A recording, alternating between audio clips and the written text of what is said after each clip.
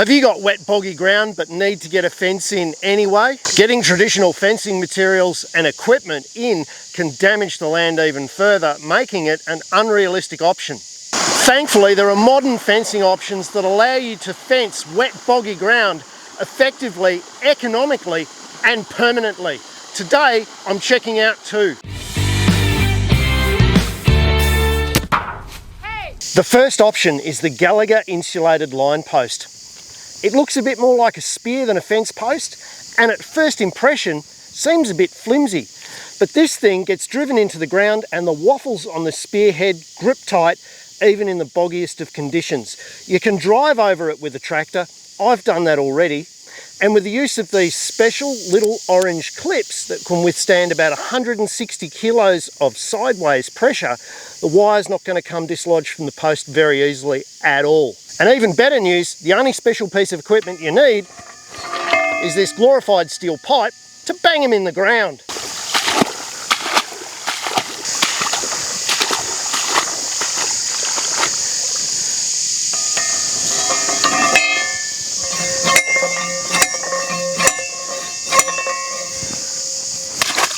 You can even fence swamp. And that's not going anywhere. And if you make a mistake with these, even though they won't pull out by hand, you can get a puller attachment to make removal just as easy. Put your puller near the base, slide it on, find a groove, and crank away. Couldn't be easier. A fish!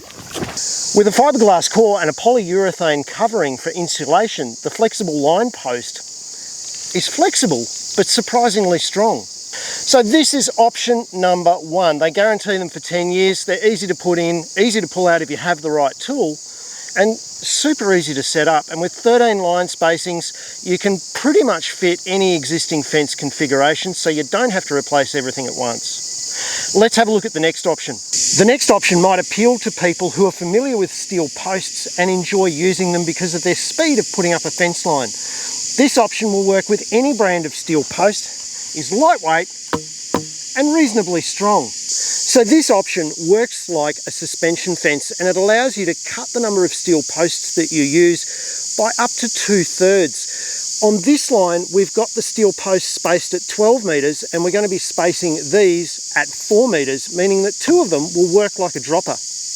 We're going to lay the packs out on the ground, thread them with their wires at this end, and simply run them out along the wires, and then all we have to do is put two clips on them, one at the bottom and one at the top, to secure these in place on the steel posts. Once you run electricity through these, of course your stock are not going to go anywhere near the fence, and invasive species are not going to go anywhere near the fence.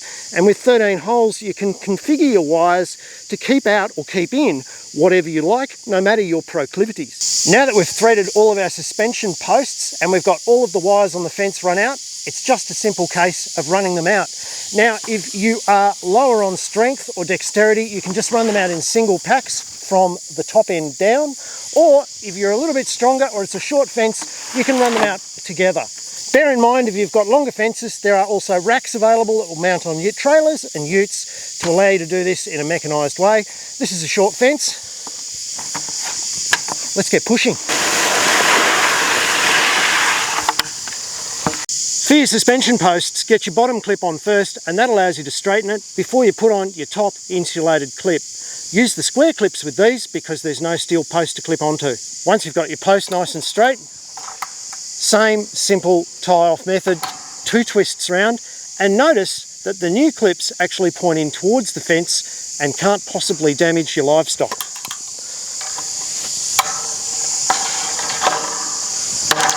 And that's not going anywhere either. And if you're keen to do something for the environment on your property, be aware of the fact that Gallagher Land Care grants are available every year. Click on the Gallagher Land Care grant link in the description below to find out more about them, and you could end up with a really good looking fence too. Guys, these are a couple of solutions that are not only suitable for dry ground, but wet boggy ground as well. So if you live in a fluctuating climate and you're ready to look outside the box for solutions in fencing, they exist. I hope you liked the two we've had a look at today. And I'll catch you with something else next week. But before that, here fishy, fishy, fishy. I hope that was useful. If you liked it, don't forget, hit the little subscribe button, give it a thumbs up, and there's plenty more on timthompson.ag. Now, that fish.